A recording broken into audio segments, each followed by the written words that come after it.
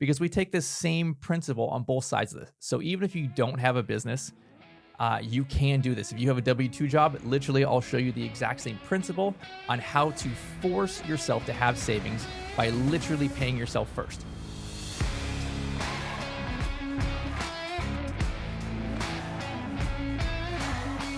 Welcome back to The Donkey and the Bee with your hosts, Brett and Laura Chotkevys, where we discuss all things marriage, entrepreneurship, and finances. And today we're actually mixing a couple of those. And I feel like I say that a lot, but we're mixing entrepreneurship and finances today and then mixing up a little personal. Yeah. And we're married, so it counts. All three. Oh, yeah, I guess it does count. You're right. Okay. Yeah. So today's a good one. We're going to talk about splitting. And that's a term that Laura and I use between ourselves to really manage our finances. And we do it in our business, we do it in our personal lives. And this has been the biggest, I think, effect financially for us because it has forced us to save. It has forced us to pay ourselves first, to make sure that we have a business profit every single month. And then we took that same concept into our personal lives and said, okay, here's how we have a personal profit or a personal savings every single month. And it's been really, really the game changer for us. Because before we were learning these lessons and got into entrepreneurship, we were just going and trying to make income and really had no result or focus on profit, like the bottom line, like what's the point? And so it's like, let's just grow. And it was like profit. No. Mm-hmm. And it was like, well, now we got profit every single month. We are anticipating what we are going to get every single month in our business and in our personal lives. Yes, it definitely makes everything more organized. I think in the beginning when we started all this, if we had an extra, it was always like, throw it into marketing. We can do more marketing. Yes, we have extra. Let's do that. And then again, like Brett said, we were left with nothing. And so we're like, why are we working so hard when we have nothing left over at the end of the day? So I'm excited to talk about this today because I think people are going to really relate in business and personal life. So yeah. So the book that we read that started us on this or taught us this concept was called Profit First. And Mike Michalowicz. I was just going to look up his name. I was like, I forgot how to say his last name. Okay, Michalowicz. His book, it was foundational. It was awesome for us. And we actually tried to find the actual physical copy of the book to show you in the camera here, but I think we gave it away. We probably did. So our favorite books, and we've talked about a few of them, but we keep just buying them and by the dozen and giving away to people. And then sometimes we'll go to look in the bookshelf and it's like, oh, where's that book? I don't know. It's not there. Which is frustrating because I underlined some stuff in that book and like highlighted. I don't even know where it is anymore. Yeah. But if you are into Audible, that's a fantastic book for Audible. The author, Mike Michalowicz, reads it himself, and he's got a great personality, and he's a little edgy, which is kind of why I like him. But he reads it, and it's fantastic on Audible. Mm-hmm. He's quirky. Yeah. That's why I like it, yeah. I guess so. Awesome. Well, what was our story before we read this book, Brett? So here's kind of the problem and how this affected us. Our first business was flipping houses, and we got started, kind of just went all in and then grew pretty rapidly. We built a team. It was like first year we flipped like 12 houses and then maybe 20 year 2. And then by like year 3 or 4, we were flipping like 50 houses a year and rapidly grew. But the lesson was we looked at each other after like 2.5 years, something like that. We had flipped about 50 houses and we looked at each other and we're like, how come we have literally no profit?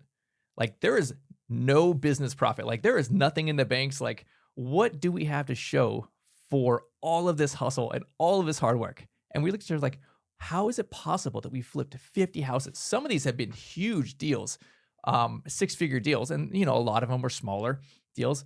But nonetheless, like there was some whoppers in there too. And it was like, where did all this money go? Right? Mm-hmm. Like how is it that we got nothing left? Mm-hmm. And a lot of it was lifestyle, right? Like we were living a great lifestyle. But a lot of it was business expenses. We were always trying to grow. We were always throwing more money into marketing. We were always trying something new, whether it was pay-per-click. I mean, that costs so much money. Google ads, yeah. Direct mail. Yeah. I mean, we were we were sending thousands, tens of thousands a month in direct mail. And, sometimes it was all ups and downs. Sometimes you'd get great deals from it.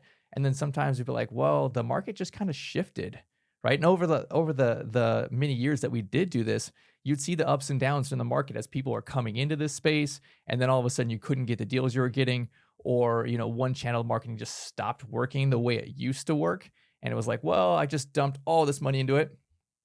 And then that's not even talking about like hiring people and expanding, right? We literally moved our business from one area of California to a whole nother area, like 4 hours away, built a whole new team there, inside sales, outside sales, project manager, acquisition people. And it was like, all right, we're ramping up. We're doing all of these things, and you're paying all this staff and salary and marketing. And then all of a sudden the market just like shifts, like the market gets cold or a lot of competition comes in. It's like, crap, we just spent all this money in expenses and the income is not there for it. And it's like at the end of the day or at the end of the year, it was like, well, where did all that profit go? Like, where it went?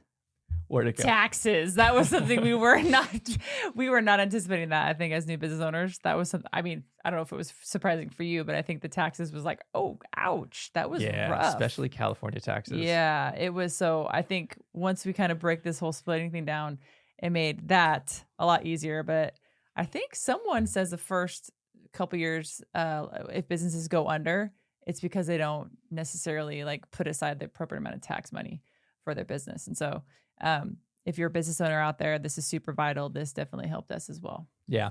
So we're going to unpack this today and show you literally how we set up this system, how we set it up for our businesses, and then how we set it up for our principal on both sides of this. So even if you don't have a business, you can do this. If you have a W-2 job, literally I'll show you the exact same principle on how to force yourself to have savings by literally paying yourself first. And I'd heard that concept the first few years of entrepreneurship as we're like sponging up all these different books. And it just never really became practical for me until we implemented it like this. I'd always heard pay yourself first. So it's like, okay, well, what do I actually do? Like, do I just write myself a check on the first? Like, how do I pay myself first? Because as soon as I get in trouble, I have to take that money back to cover something. And it was like, well, here's a system that actually worked. And we've used this now, I don't know, 8 years, maybe something like that, in multiple different businesses, in real estate, in coaching, in assisted living, and in our personal. So in variety of different types of businesses, you can totally do this. Jewelry too. Our girls have a jewelry business, so we do that too. Yes. There you go. All right. So how do we set this up? What's the first steps that we did, or what's the structure for this? Well, for me, okay. So speaking from an individual who's not necessarily money minded, like Brett is, he gets excited about talking about this stuff. I'm not a money person, right? Like, but I understand income coming in. I understand expenses going out. Like that's something that I think most business individuals have an understanding of.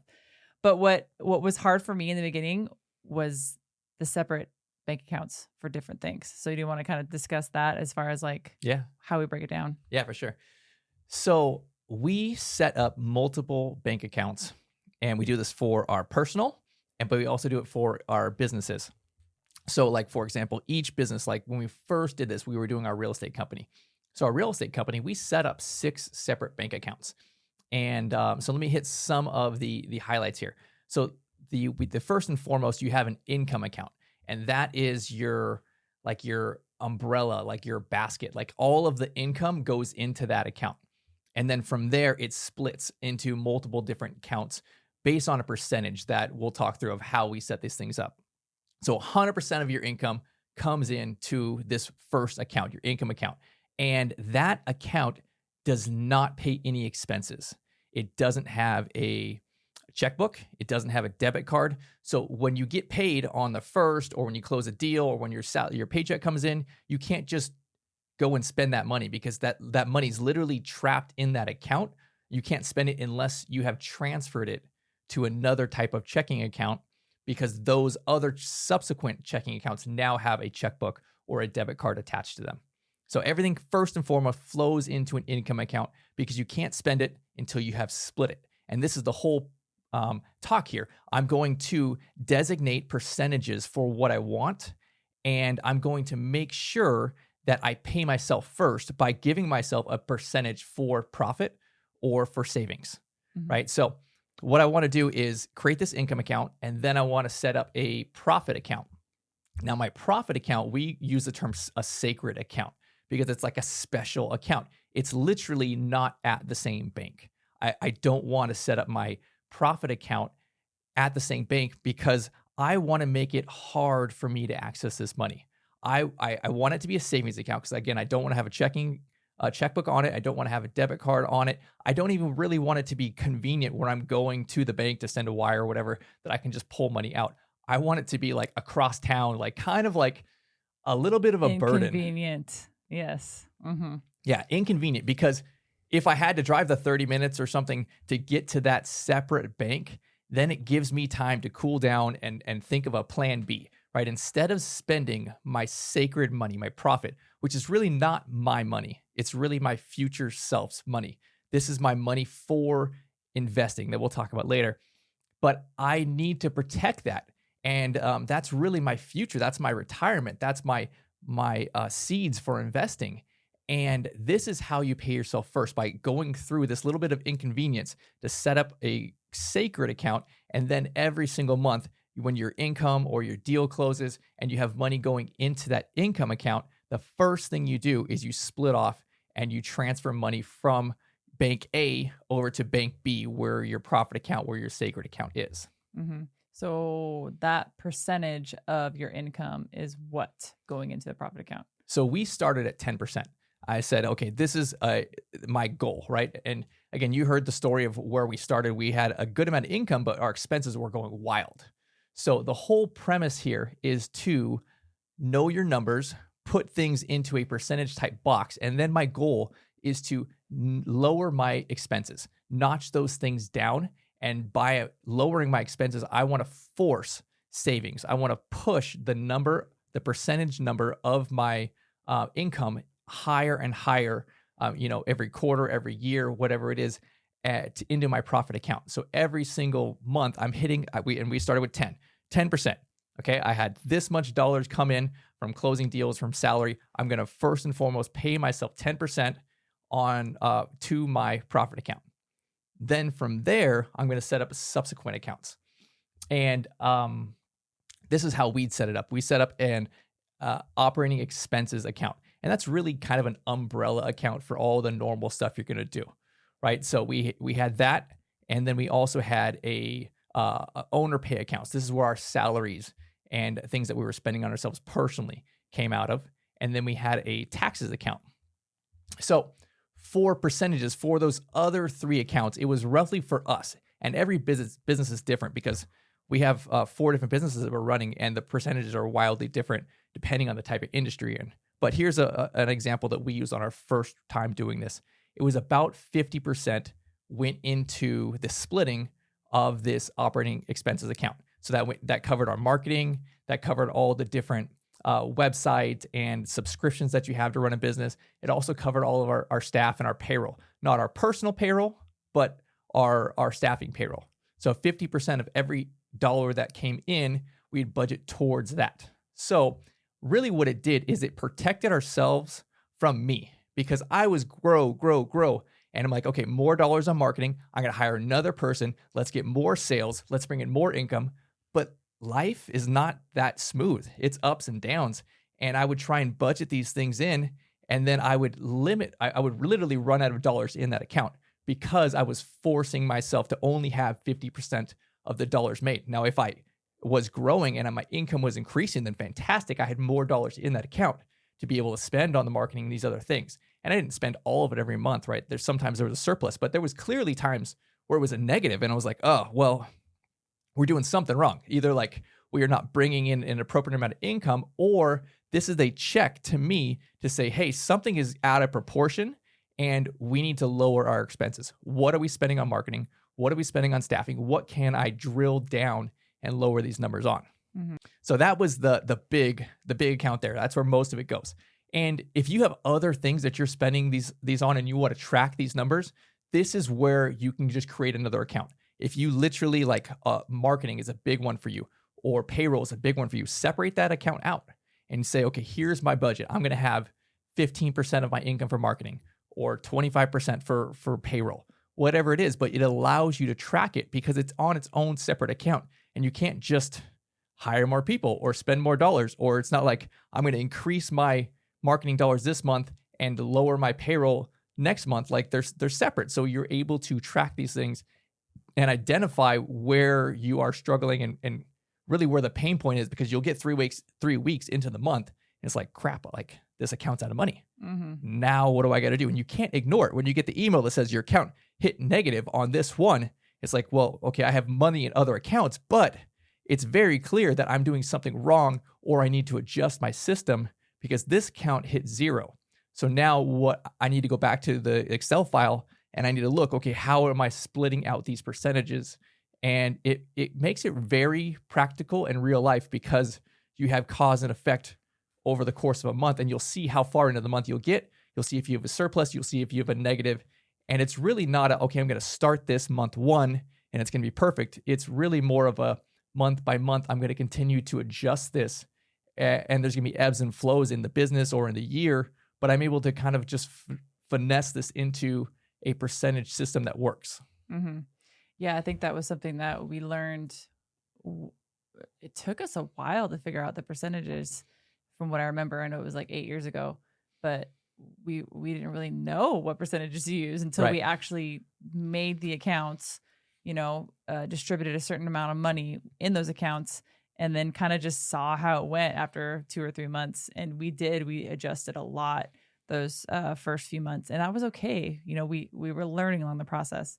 But something I did want to add was that I know there's probably some people out there that are like, okay, how many accounts are you talking about? That sounds like a lot of accounts. That sounds like a little bit oversight for me. Totally understand. I literally think this year 8 of all this, I'm finally used to it. Like it took me forever when you would open up, your bank app and there's just like all these accounts. Like it's actually a joke with the banker that we use at our account. Like he knows, oh, did you start a new business? Setting up 6 new accounts, huh? Which is actually kind of a cool thing that he knows. Like he knows that we're going to come in, we're going to make the 6 accounts, and for each new LLC that we create, new business. And he honestly could probably tell us what we name them because he knows now. Like we've taught him. There's a pattern. Yeah. We have the OpEx, we have the taxes, we have the income. We have all of them named specifically on our bank account so we know where they're going. Yeah. And so it may sound super overwhelming because it actually, when you even talk about it now, it still sounds overwhelming to me, but I think you'll get used to it. And it's something that will actually make your life so much more organized and actually just easier in the grand scheme of things. Yeah. And I think the naming makes it pretty simple. You don't have to memorize the last 4 of all these different numbers. I have no idea what the numbers are, but there is a pattern, right? It's the real estate company income, the real estate company profit, right? Or it's our assisted living income, assisted living profit, assisted living payroll, all these things, right? So it's the name of the business. And if you only have one business, you don't have to name it. And then it's the type of category where that goes.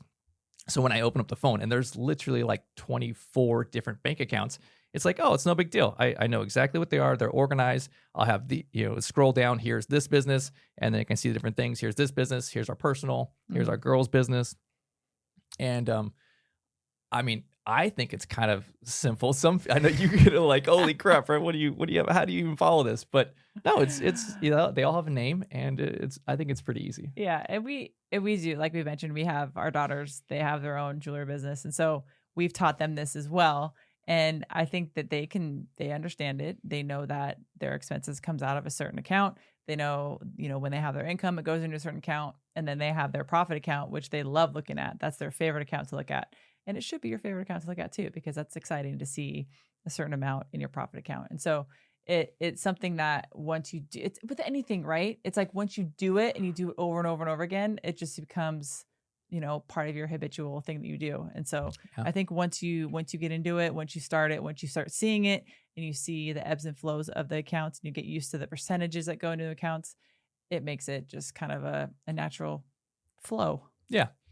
So the other account I want to talk about was the taxes.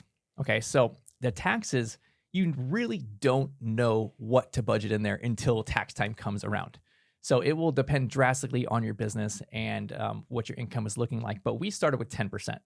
And we really didn't know, is it going to be too high or is it going to be too low? And honestly, it's usually 10% has been a little on the high side. Like we have an excess of income in there at the end of the year. And that's fantastic because sometimes our businesses, they're all flow through entities. So they flow through us personally.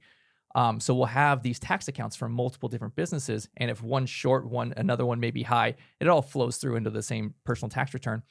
But it allows us to compensate for that. And I think it's better to have a little bit high because at the end of the year, after we pay our taxes, and we usually still have money in those multiple tax accounts, that money I don't keep in the tax account. I transfer it out and I move it into our profit account. So it's almost like you have a little extra safety net in there. That's if you don't have to pay the man, then you move that money over to the taxes, or excuse me, you move it over to the profit account. And it's like a little bonus at the end of the year. You're like, woohoo. So my favorite part about all this is knowing that taxes at the end of the year, they're going to be taken care of. I think the first couple of years of our business being open, that was something that was hard. We did not plan for that. And so I think the ease, or just like, I don't know what it's called, where you have like that pack taken off your back. It's almost like that's how I feel, knowing that we have this money that we've placed into a tax account, and I know that it's taken care of. And I know it's not going to be like this big surprise, at the end of the year, like, oh my gosh, this big old tax bill, we don't have the money for it. No, we always do, because we plan ahead. Yeah. And so I think it's that is actually my favorite part about all this, even over the profit, which kind of sounds funny, but okay. I like knowing that that's taken care of. Yeah. So with taxes, or with any of these accounts, we pay ourselves in the different ways that we have our businesses. Like we have a business that is based on deals. We sell a property, we bring in income. At that point, I split, right? And then we have other businesses where there's actual like active income every single month on our assisted living. We have rents that are coming in every single month. Same with our other passive real estate. So we can split really when the income comes in. So whether it's only one big deal a year, or whether it's consistently every single month, you're able to split off. And we do that same with the taxes, right? Like here's a big portion based on our percentage that's going to go into this, or on the other company, here is the slow and steady amount that goes in consistently into this tax account or into your profit account in the same kind of way. Mm-hmm. So as far as taking this type of model and moving it toward personal, so I know that we did this right away with our business. I think that was the first thing we wanted to get a hold of, was our business expenses and our business profit. And then we also wanted to move this whole, I don't know, what would you call it? System. Thank you. That's a hard word, isn't it? Move that whole system into our personal. So it's very similar. Yeah. But the principle is all the same. Mm-hmm. So if you didn't have a business, you could do this. And I am not a personal budget kind of guy. I spent a year or so with like one of those apps where you track literally every single dollar out of your personal expenses. And that's not for me. I don't like that. I'm more of a big picture than a small little intimate details. So we have a bookkeeper that runs literally every single expense on our businesses, but she does not track our personal. So with that in mind, I think that you can use this system as a replacement for budgeting in that kind of way. If you don't like the nitty gritty, like I went to Starbucks and I spent $4.35, and you're going to put it in your app and do that like 6 times a day for everything you spend, that to me is really obnoxious, even if you have it on auto draft to sync up. I think that we use the same principle, and you create the multiple accounts. You may have 3 or 4 or 5 personal bank accounts, right? You can literally go to your banker and say, hey, I have a personal checking and a personal savings right now. I want to add 3 more personal checkings, and they're happy to do it for you. So the same kind of principle. If you did it this way, you would have your income account. Now, if you have a W-2 job and it's you and your spouse, literally you can change your direct deposit to go into this new account. So every 2 weeks or whenever you get paid, boom, it goes right into this account. You literally cannot spend the money if you put it into this type of account if you don't have a debit card to it. So literally, like, it's trapped. It's held there until you split. Now, this is where it becomes so practical for paying yourself first, because it's not like the normal way where whatever's left at the end of the month I'm going to save. That's how most people do it. There's never money left at the end of the month. You get near the end, and you're like, oh, let's go out. Like, I don't want to cook dinner again. Let's go, right? Like, but literally it's day one, either of the first of the month, or you can do it, twice a month whenever you get paid. But you're going to split that money. The first thing you split towards is your personal profit account. And you may call this your savings account, right? Your personal saving, but it's really your family's profit. If your family is a business, it needs to have a profit. Every month, your family should have a profit. So you're literally going to pay yourself first by having the money go into your income. It's trapped there until you move it. The first thing you do is you move it to your personal profit account. Then from there, you can set up these other accounts and give them little nicknames also. You might have something for housing, right? It's your rent, your mortgage, your utilities. You may have something like that. You may have something for your auto or some of these other expenses. And I think it's pretty easy if you group them into fixed expenses versus expenses that can fluctuate. Meaning, here's some of the things that are fixed. Every single month, you know what your rent or your mortgage is going to be. If you have a car payment, you know what that's going to be. You know your health insurance, your auto insurance, all those things are fixed, right? Your phone bill, all those things. Every month, you know it's going to be this amount. You could literally group that into just one category, one bank account if you wanted to, because it's fixed. And then from there, the ones that are volatile, the ones that you need to rein in, get control of, right? That's like maybe groceries or restaurants, like Target or Costco. I love how he throws in Target. Like I shop at Target all the time. You're so funny. Yeah, well, I mean, I leave Costco and it's like $800. It's literally, like, Costco's what just bad. happened? Yeah.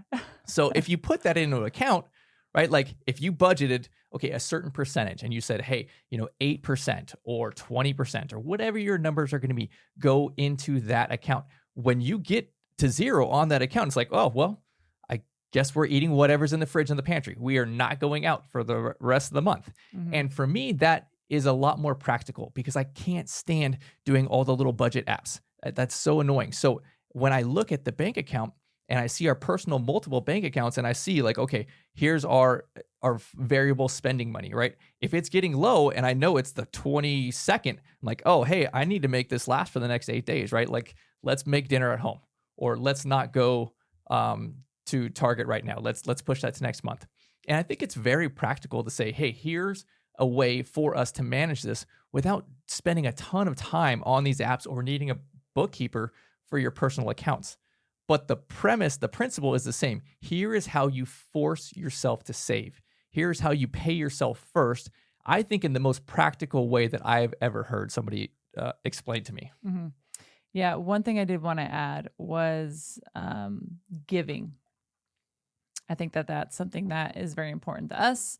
And something that I don't want to not talk about because that's something that I think is very important and that we teach our girls as well, being very generous and giving. And so we do also within our when our income comes in, that's portioned out into our owner pay. And then we pay 10% of that and we give that to our church or local nonprofit or somebody in need. So every month, we're giving that. And I think that is super important. That's not something that we wait until the end of the month.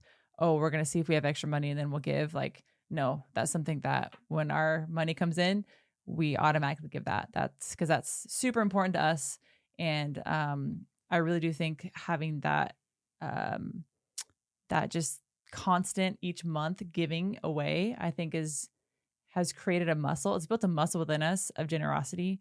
And it's not easy in the beginning, especially when we first opened our business. We were struggling and we were barely making ends meet in the beginning. Starting a business is very hard, but that was something that was super important to us. And we wanted to be sure that that was like giving of the first fruits is what, the Bible always talks about. And so that is something that I think is vital. I think that if you have that giving heart, more will be given to you to oversee and to manage. And so that is something that we always want to talk about. Yeah, that's good that you mentioned. Mm-hmm. So I think it's very similar to the savings. People always say, well, if I had more income, I would save. Or if I had more income, I would give more. That's really not the case. When you get a raise, you just keep spending it. That's because you need a system here. So the whole pay yourself first is the same as give to God first, right? The same thing, the first fruits. You're literally putting into this trapped account, this income account. So now you can split it and you can create your own line item there, right? And we started with 10%, but it doesn't have to be 10. It could literally be 2. And then next month, cut some more budget out of your expenses and bring it up to 3 or 4. Or next time you get a raise, instead of putting that additional income into a variable account that you're going to use for spending for play money, right? Don't put it in there. Put those percentages over into the giving or into the savings. And as you are increasing your income and getting raises and bringing on new sources of income, or whether it be passive income or active income, funnel everything into the profit account into the giving account and less, and give yourself, reasonable rewards and things. But really the whole premise of this is the same as the business presence. I want to stretch myself and crush down my expenses and increase my profit and force myself to accept it and then put it in a place where I can't really have easy access to it. And then I'm going to do one of two things. I want to pay off my bad debt, right? I'm not talking about your mortgage but things like credit cards, right? Things you got high interest rates on those things. I want to pay off my bad debts, and then from there, I want to save that money to invest. I want to buy some type of asset. I want to have my money have little money babies, and those money babies to grow and then make their own babies. And really, it's the slow and steady, it's the long-term play. And I think that this is a practical way for a person who is not a finance person. Like, we are professional investors. But if you're not a professional investor, literally you have a W-2 job. This is the path. Create these accounts, split the 2% or 4% or 6%, whatever it is, every month into a sacred account, pay off the bad debt, and then keep adding that money in there, and then learn a little niche. Learn something that you can do that excites you, that will buy an asset. And for us, it's real estate. And we started with no experience, knew nothing about it, but spent about a year or so in getting coaching and training and diving into it. But you can do the same while you're knocking down that bad debt. And this is really the model that we teach our girls, right? Income into giving, into paying yourself first, and then covering your expenses while they are learning. I literally tour them, train them, walk through distressed real estate and show them, like, hey, here's the play. Here's what you got to do. Here's the numbers on this, right? Here's your exit strategy. Here's what your cash flow is going to look like. And they're kind of getting it, but over the next few years, they'll understand it more and more and more. Yeah. Like the same principle, give yourself time while you're learning this stuff, while you're setting up all these systems and saving, then learn a niche, because this is really how you get ahead in life. It's not about the active income. It's about the passive income. Mm-hmm. You said something earlier that I wanted to touch on. You talked about the giving portion and just initially building that habit of giving, starting small. I think that is, there's a lot of individuals out there, they'll say, oh, only 10% that's the minimum that you give. And I do agree with that. But I think that if you haven't been doing that and you want to start giving, by starting small and building that habit and then just building on top of that habit through time, to whatever percentage you feel you want to give, I think is awesome. Because I think if you're not giving now and you want to give, and then all of a sudden you just start giving 10%, like, you're gonna be like, oh crap, like this is hard, Mm-hmm. It's almost like working out or eating right or whatever it may be. Like, you got to start small with something, right? It's not just all of a sudden I'm gonna get up 7 days a week and work out for an hour or two. Like, that's a lot for somebody. I think sometimes just getting up out of bed, that builds a habit. The next day, getting up out of bed, putting your shoes on. The next day, getting out of bed, putting your shoes on, and opening the front door and walking outside. Like, it's slowly building that habit. And yes, it may seem small, but small little baby steps will lead to that one big goal that you're trying to attain. And so I just wanted to reiterate that I think that was a good point, and that if you're not starting right now, that just starting small and building on that would be fantastic for you. Yeah, absolutely. I think take that exact same principle on the savings and on the giving. Mm-hmm. I think those are the two things that people neglect in this life, and it has the biggest reward for you, whether it be your end of life years or your eternal life years. They are both something that people neglect. Mm-hmm. Yep. You got to prepare your future self for that. And it's almost like you're paying your future self, which I never really thought about. That's really what you are doing. Mm-hmm. And your future kids. So it's not just yourself in the current, it's for the future. Awesome. Yeah. Well, any word of encouragement or like kind of wrap up, like if someone wants to do this, what are their first steps and what should they do? So I know we already mentioned this, but I think every big step we've taken in our personal, business, marriage, every type of avenue in our life has been with a book. And so I think I really want to stress reading not just Profit First, but all the books that we've talked about, I think are are just vital in like changing your trajectory within your personal life, business life, entrepreneurial life, family life in general. And so I would say get out there, read that Profit First. Just let it immerse you, let it just wash over your mind. And then I think just going to your bank account, going to your bank and being like, hey, I need these bank accounts, name them. That's a start, right? You don't even have to put any money in it yet. I mean, you do have to do the minimum, but like just getting there and getting them started, I think is I think a little baby step to get there. Yeah, fantastic. Well, this has been the biggest thing that got us growing. So I hope that this is really meaningful for you. I hope that you know that you can do this in business or in your personal life, and it can be a game changer for your personal and your business finances. Mm-hmm. Yes.